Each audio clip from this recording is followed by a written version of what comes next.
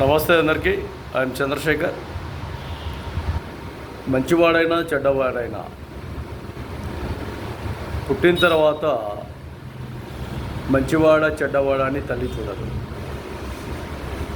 తల్లి ఎంతో ఆప్యాయతంగా బిడ్డలను పెంచుతుంది. అలాగే చెడ్డవాడు మంచివాడు కావడానికి కొన్ని కారణాలు ఉంటాయి.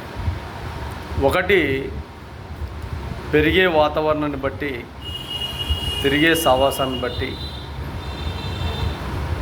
వ్యసనాలకు మనము ఎవరైతే మన కుటుంబంలో మన సావాసంలో వ్యసనాలకు ఎవరైతే ఉన్నారో బలై ఉన్నారో ఆ వ్యసనాలతో మన పిల్లలు కూడా దాదాపు అలవాటు చేసుకునే విధానాలు కూడా ఉన్నాయి.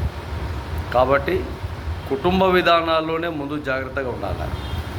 తర్వాత చెడు సావాసాల మంచి సావాసాల అంటే దాదాపు ఏ సావాసమైనా ఎవరున్నా ఏం చేయాలన్నా కూడా ఆ సావాసానికి తగ్గట్టుగా మన విధానాలు ఉండాలి.